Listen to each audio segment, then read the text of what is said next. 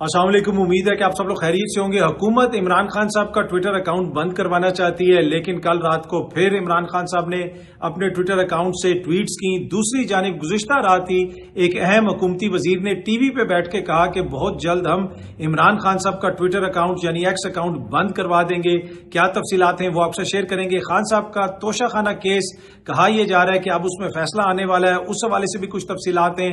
वकला की आज एक इंपॉर्टेंट कॉन्फ्रेंस हो रही है, उस हवाले से भी कुछ खबरें हैं, कुछ मजीद खबरें हैं पाकिस्तान से, बैरून मुल्क से। कोशिश होगी कि आज के इस व्लॉग के अंदर वो भी आपसे शेयर की जाए। खान साहब के वकील हैं खालिद यूसुफ चौधरी साहब, उन्होंने तोशाखाना 2 जो केस है, आपको पता है कि आजकल कहा जा रहा है कि किसी टाइम भी उसका फैसला आ सकता है, और गुज़िश्ता रात को भी खान साहब ने उस हवाले से ट्वीट भी की थी। मैं उस ट्वीट के ऊपर आता हूं, लेकिन खालिद यूसुफ चौधरी साहब ने लिखा हुआ है कि तोशाखाना सीरीज केसेस और इमरान खान साहब से कानूनी इंतकाम। वो ये कह रहे हैं कि ये एक तरह से कानूनी इंतकाम लिया जा रहा है। उन्होंने लिखा है कि तोशाखाना केस में इमरान खान को एक ही हकायक यानी एक ही तरह के हकायक के मुकदमा पर तीसरी बार ट्रायल किया जा रहा है। सबसे पहले जज हमायूं दिलावर ने 3 साल सजा सुनाई। दूसरी जज जो थे नैब के जज थे जज बशीर साहब, उन्होंने 14 साल कैद की सजा सुनाई। और अब तीसरी बार ये केस एक ही हकायक मुकदमा और इल्जामात पर इख्तिताम की तरफ ले जाया जा रहा है। ये इंसाफ, आइन और कानून के खिलाफ है। एक ही शख्स को एक ही हकायक में 3 बार सजा कैसे सुनाई जा सकती है या सजा सुनाई जा रही है। उन्होंने ये भी लिखा कि जनाब इमरान खान के मुकदमात एक पैटर्न के तहत चलाए जाते हैं। एक मुकदमे में सजा दी जाती है, जब उसमें जमानत का इम्कान होता है तो दूसरे मुकदमे में सजा सुना दी जाती है। अलकादर केस में दरखास्त जमानत की समाअत होना है, जिसमें सजा बरकरार रहना मुश्किल है, तो तोशाखाना केस में ट्रायल तेजी से मुकम्मल किया जा रहा है। आज खान साहब की गालबन अलकादर ट्रस्ट केस के जो जमानत वाला मामला है वो भी मोअज़्ज़िज़ अदालत के सामने है। इस्लामाबाद हाई कोर्ट में मोअज़्ज़िज़ चीफ जस्टिस साहब उसको सुनेंगे। सलमान सफदर साहब जो उनके वकील हैं खान साहब के, वो तो बड़े पुरज़म थे। वो ये कह रहे थे कि जनाब इसमें उनको जमानत मिल जाएगी और वो रिहा हो जाएंगे। दूसरी जानिब खालिद यूसुफ चौधरी साहब ये कह रहे हैं कि एक मुकदमे में जब लगता है कि इधर जमानत होने वाली है तो दूसरे मुकदमे में एक पैटर्न के तहत मुबैना तौर पर उनको दोबारा सजा सुना दी जाती है। अच्छा, अब ये जो तोशाखाना वाला केस है, इस पर इमरान खान साहब ने गुज़िश्ता रात जो ट्वीट की उसमें उन्होंने खुद भी इस चीज का जिक्र किया। मैं थोड़ी सी तफसीलात आपके साथ पढ़ के शेयर करता हूं। खान साहब ने कहा कि मुझे बार बार डील ऑफर हुई है। कहा गया कि मुल्क छोड़कर चला जाऊं या खामोश हो जाऊं तो मेरे तमाम केसेस खत्म कर दिए जाएंगे, लेकिन पहले दिन से मेरा मौकिफ है कि मैं इन मुकदमात का सामना अदालतों से करके ही बाहर आऊंगा, किसी डील के नतीजे में हरगिज नहीं।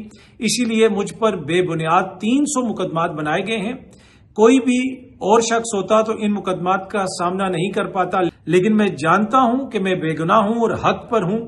अब तोशाखाना का झूठा केस भी मुकम्मल तौर पर जमीन बोस हो गया। प्रोसिक्यूशन की जानिब से पेश किए गए गवाहान ब्रिगेडियर अहमद और कर्नल रेहान ने इकरार किया है कि तोशाखाना के तोहफे मेरे घर नहीं गए बल्कि तोशाखाना में जमा करवाए गए और उनके कागजात मुकम्मल हैं। अब इस मुकदमे में एक दिन में बरियत होनी चाहिए।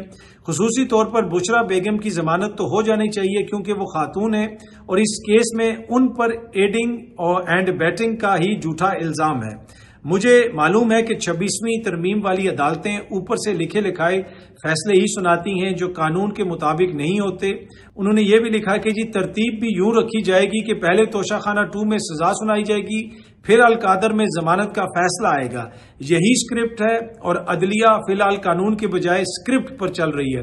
तो वो जो खालिद यूसुफ चौधरी साहब जो गिला शिकवा कर रहे थे, वही बात इमरान खान साहब ने की कि एक मुकदमे में जमानत होने से पहले मेक श्योर किया जाएगा कि दूसरे मुकदमे में मुझे सजा सुना दी गई है। अब ये जो तोशाखाना है खान साहब को, जिस तरह वो कह रहे हैं कि बार बार उसके मुकदमात उनके ऊपर चलाए जा रहे हैं। अब तोशाखाना से कोई भी चीज लेना गैर कानूनी नहीं है। अब तोशाखाना से सारे रिकॉर्ड सामने आ चुका है कि नवाज शरीफ साहब ने क्या लिया, जरदारी साहब ने क्या लिया। बल्कि मैं आपको एक छोटी सी मिसाल देता हूं कि आपको मालूम है कि नवाज शरीफ साहब की फैमिली ने, जब मैं नवाज शरीफ साहब की फैमिली कहता हूं उसका मतलब कि नवाज शरीफ साहब, उनकी अहलिया और उनके बच्चे, इसमें शहबाज शरीफ साहब और उनके फैमिली नहीं शामिल है। सिर्फ नवाज शरीफ साहब और उनकी अहलिया और उनके बच्चों की अगर आप बात करें तो 2013 से 2017 के दरमियान इन्होंने तोशाखाना से 107 तोहफे लिए, जिनमें नवाज शरीफ साहब ने 73 तोहफे लिए, बेगम कलसूम नवाज साहिबा ने 31 तोहफे लिए, उनकी बेटी ने 1 तोहफा लिया और उनके बेटे ने 2 तोहफे लिए हुसैन नवाज साहब ने।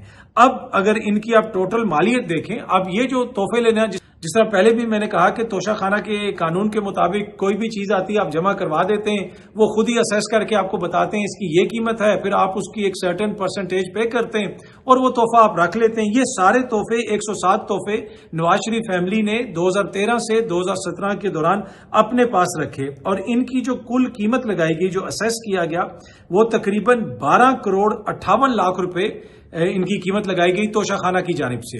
اب یہ توشہ خانہ میں بھی جو قیمت لگتی ہے اکثر لوگ یہ کہتے ہیں وہ مارکیٹ ریٹ سے کم ہوتا ہے، تو یہ جو 12 کروڑ کے تحفے تھے تقریباً 12.5 کروڑ کے، ان کو نواز شریف صاحب نے 2 کروڑ 50 لاکھ روپیہ تقریباً دے کے وہ تحفے انہوں نے اپنے پاس رکھ لیے، یعنی 12.5 کروڑ کے تحفے تھے اور تقریباً 2.5 کروڑ روپیہ انہوں نے دیا اور وہ سارے تحفے انہوں نے اپنے پاس رکھے۔ یہ مختلف سالوں میں 2013 میں 14 میں 15 میں ساتھ ساتھ وہ تحفے لیتے رہے اور پیسے دیتے رہے، لیکن میں نے آپ کو ایک ٹوٹل فگر بتائی ہے کہ 2013 سے 2017 12.5 کروڑ روپے کے توشہ خانہ سے انہوں نے تحفے لیے، جن کی قیمت توشہ خانہ نے 12.5 کروڑ روپے بتائی، اور انہوں نے 2.5 کروڑ روپیہ جمع کروایا اور وہ تحفے لے لیے۔ اس سے پہلے آپ چلے جائیں تو زرداری صاحب اور دیگر جو یہ لیڈران ہیں، ان کے اوپر کاریں لینے کا دیگر جو سارے معاملات ہیں اس میں ایک ریفرنس بھی چل رہا ہے، وہ سب کچھ بھی ریکارڈ کا حصہ ہے، اور بھی بہت سارے تحفے ہیں، لیکن میں صرف آپ کو 2013 سے 2017 تک کی مثال دی ہے کہ 107 تحفے نواز شریف صاحب اور ان کی فیملی نے لیے، اور جس طرح میں نے پہلے بھی آپ کو بتایا کہ اس میں آئین اور قانون اجازت دیتا ہے آپ یہ تحفے لے سکتے ہیں، لیکن عمران خان صاحب کے اوپر تحفے لینے پر بار بار مقدمات چلائے جا رہے ہیں اور ان کو سزائیں سنائی جا رہی ہیں۔ اس میں بشرا بی بی کو بھی ٹارگٹ کیا جا رہا ہے۔ اگر آپ توشہ خانہ کے کاغذات دیکھیں، میرے پاس پوری اس کی فائل پڑی ہوئی ہے، اس میں آپ کو ہر وزیر اعظم کی اہلیہ، خاتون اول، انہوں نے جتنے تحفے لیے وہ تفصیلات بھی میں آپ سے شیئر کروں گا، لیکن کبھی کسی کو اس طرح پروسیکیوٹ نہیں کیا گیا، کبھی کسی کے اوپر اس طرح الزام نہیں لگا، جو بندہ اقتدار میں ہوتا ہے اسی پہ الزام لگتا ہے، لیکن یہاں پہ بشرا بی بی کو بھی پروسیکیوٹ کیا گیا اور پھر ان کی ضمانت بھی نہیں ہوئی۔ کل بھی سلمان صفدر صاحب یہ کہہ رہے تھے کہ ہمارے ہاں ہوتا یہ ہے کہ خواتین کے مقدمے پہلے سنے جاتے ہیں، ان کو ضمانت دی جاتی ہے، ایک سرٹن ایج سے زیادہ اگر لوگ ہوں تو ان کے بھی مقدمات جلدی سنے جاتے ہیں، لیکن یہاں پہ نہ عمران خان صاحب کا مقدمہ سنا گیا، نہ ہی بشرا بی بی کے مقدمات اس طرح سنے جا رہے ہیں، اور وہ دونوں شخصیات ابھی بھی جیل میں۔ اینی وے، خان صاحب نے اس توشہ خانہ کیس کے حوالے سے ٹویٹ کی، اور اس کے علاوہ انہوں نے جو خیبر پختونخوا میں امن و امان کی صورتحال ہے اور افغانستان کے ساتھ جو سچویشن ہے اس کے اوپر بھی ٹویٹ کی۔ انہوں نے کہا کہ بنیادی مقصد اگر خیبر پختونخوا میں یہ آپریشن ہوگا تو اس سے پاکستان تحریک انصاف کی پاپولیرٹی کم ہوگی، عوام ہمارے خلاف ہوگی۔ انہوں نے بتایا کہ افغانستان میں بھی جب امریکنز آپریشن کرتے تھے تو وہاں پہ امریکنز کے خلاف غصے میں، نفرت میں اضافہ ہوا، اور اس کا جو نتیجہ نکلا وہ آپ نے دیکھا۔ اس وقت بھی ان کی حکومت یعنی افغان حکومت یہ کہتی تھی کہ جب آپریشنز کیے جاتے ہیں اس میں عام لوگ مارے جاتے ہیں، جس کی وجہ سے عوامی نفرت میں، عوامی غصے میں اضافہ ہوتا ہے، تو لہٰذا بات چیت سے معاملات کو حل کرنے کی ضرورت ہے، اس طریقے سے معاملات کو حل نہ کیا جائے۔ اور خیبر پختونخوا میں اگر کوئی بھی آپریشن ہو رہا ہے وہ ایسے آپریشن نہیں کرنا چاہیے، اور اگر تحریک انصاف کی حکومت یہ آپریشن کروا رہی ہے تو وہ ایک طرح سے ٹریپ ہو گئی ہے۔ تو یہ باتیں خان صاحب نے کل اپنی ٹویٹ میں کہیں۔ خان صاحب کی جو ٹویٹس ہیں اس کے اوپر حکومت والے بار بار اعتراض بھی کرتے ہیں، اور یہ بھی کہا جا رہا ہے کہ ان کا جو ٹویٹر اکاؤنٹ ہے وہ بند کیوں نہیں کیا جاتا۔ پھر ایک پٹیشن بھی آئی جو دائر کی گئی اسلام آباد ہائی کورٹ میں، اور اس میں ایک شہری کی جانب سے، غالباً ایک وکیل کی جانب سے وہ پٹیشن دائر کی گئی ہے۔ اب وہ معاملہ آگے کس طرف جاتا ہے وہ تو پتہ چلے گا، لیکن کل رانا ثناء اللہ صاحب نے آسمہ شیرازی صاحبہ کے پروگرام میں بیٹھ کے کہا کہ یہ سارا معاملہ جلد جو ہے ہم نپٹا دیں گے۔ آسمہ شیرازی صاحبہ نے ان سے پوچھا کہ عمران خان نے اکاؤنٹ چلانے والے کا نام نہیں بتایا، حکومت کے پاس بھی تو قانونی ہتھیار ہیں کہ وہ سوشل میڈیا پلیٹ فارم سے رابطہ کرے، یعنی وہ رابطہ کر کے بھی انہیں کہہ سکتے ہیں کہ آپ ان کا اکاؤنٹ بند کر دیں، اس میں کیوں ناکامی ہے؟ یہ آسمہ شیرازی صاحبہ نے کوشچن کیا، جس پہ رانا ثناء اللہ صاحب نے فرمایا کہ تفتیش فارمیلٹی ہے، حکومت اکاؤنٹ بند کرانے پر کام کر رہی ہے، اس پر ملک دشمن مواد ہے۔ تو جس طریقے سے انہوں نے بات کی اس سے لگا یہ کہ یہ تو ایک فارمیلٹی ہے اور بہت جلد خان صاحب کا اکاؤنٹ بند کروا دیا جائے گا۔ آپ دیکھتے ہیں کہ جی یہ اکاؤنٹ بند ہوتا ہے یا نہیں ہوتا۔ کل سپریم کورٹ میں ایک فیصلے میں یہ چیز سامنے آئی جو جسٹس جمال خان مندوخیل صاحب نے اس میں کہا کہ سپریم کورٹ یا ہائی کورٹ کے جج اپنے ہی ساتھی ججز کے خلاف فیصلہ نہیں کر سکتے اور نہ ہی اپنی عدالت کے کسی دوسرے جج کے سامنے جواب دیں ہیں۔ یہ تحفظ اس لیے دیا گیا ہے کہ کوئی جج اپنے ساتھی جج پر کنٹرول یا غلبہ حاصل نہ کر سکے. جسٹس جمال خان مندوخیل صاحب نے ایک فیصلے میں یہ لکھا ہے. اب اس سے تو لگتا یہی ہے کہ جسٹس جہانگیری صاحب کا جو مقدمہ ہے وہ تو ایک طرح سے اڑ گیا. ان کو انہی کے ساتھی جج نے کام سے روکا ہے, اور جب بھی یہ معاملہ سپریم کورٹ میں لگے گا وہ جو جسٹس ڈوگر صاحب کا وہاں پہ فیصلہ ہے وہ فیصلہ بھی اڑ جائے گا, اور جسٹس جہانگیری صاحب جو ہیں وہ دوبارہ اپنا کام جو ہے وہ ریزیوم کر سکیں گے. لاہور ہائی کورٹ کے جسٹس شاہد جمیل صاحب کا آپ کو یاد ہوگا, انہوں نے اپنے عہدے سے استعفیٰ دیا تھا. ایک خط بھی ان کا سامنے آیا تھا, وہ آئین قانون کے حوالے سے تحفظات کا بھی اظہار کرتے رہے ہیں. اب انہوں نے تحریک تحفظ آئین پاکستان کو باقاعدہ طور پہ جوائن کر لیا ہے, وہ اس میں شامل ہو گئے ہیں. یہ سامنے آپ دیکھ سکتے ہیں. جسٹس صاحب جو ہیں وہ محمود اچکزئی صاحب کے ساتھ کھڑے ہیں, ساتھ اسد کیسر صاحب ہیں, علامہ راجہ ناصر عباس صاحب ہیں, اور جسٹس شاہد جمیل صاحب نے تحریک تحفظ آئین پاکستان کو باقاعدہ طور پہ جوائن کر لیا ہے, اس میں شمولیت اختیار کر لی ہے. دوسری جانب جناب وکلا کی آج ایک بڑی امپورٹنٹ کانفرنس ہونی ہے. یہ سامنے آپ دیکھ سکتے ہیں, اسلام آباد میں یہ کانفرنس ہوگی.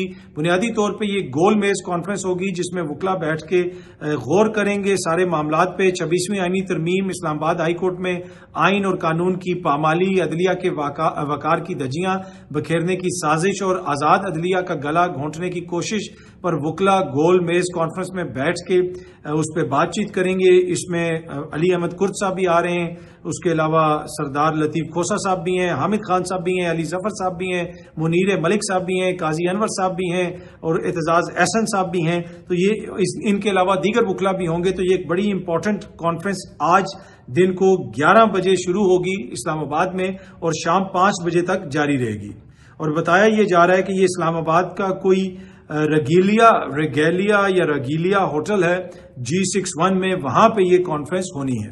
اسلامی نظریاتی کونسل نے ایک اعلامیہ جاری کیا, پریس ریلیز جاری کی, جس میں یہ بتایا گیا کہ رقم نکالنے پر جو ود ہولڈنگ ٹیکس لگاتے ہیں بینک والے یا جو حکومت والے لگاتے ہیں, حکومت کو دیا جاتا ہے, وہ غیر شرعی ہے, وہ ناجائز ہے, وہ زیادتی ہے, اور اس کو غیر شرعی قرار دے دیا. اگر آپ اس پریس ریلیز کو دیکھیں تو اس میں 1 2 3 4 جو چوتھا پوائنٹ ہے وہ یہ ہے کہ کونسل نے رقم نکالنے یا منتقل کرنے پر لگنے والے ود ہولڈنگ ٹیکس کو زیادتی قرار دیتے ہوئے غیر شرعی قرار دے دیا ہے. اب پہلے یہ آئی پریس ریلیز, اس کے بعد کچھ دیر کے بعد پھر ایک اور پریس ریلیز آ گئی جس میں اسلامی نظریاتی کونسل نے کہا جناب کہ اسلامی نظریاتی کونسل کے آج کے اجلاس کے حوالے سے یہ تاثر سامنے آیا ہے کہ کونسل نے ود ہولڈنگ ٹیکس کے بارے میں حتمی رائے قائم کر لی ہے, جبکہ حقیقت چند اراکین نے اس پر ابتدائی بحث کی, اور جس میں اراکین کی آراء مختلف تھی. اراکین نے اس پر اگلے اجلاس میں ماہرین سے مشاورت کرنے کا کہا ہے. چنانچہ فیصلہ ہوا تھا کونسل کا جو اگلا اجلاس ہے اس میں اس پر سیرحاصل قسم کی بحث کی جائے اور متعلقہ ماہرین سے رائے لی جائے.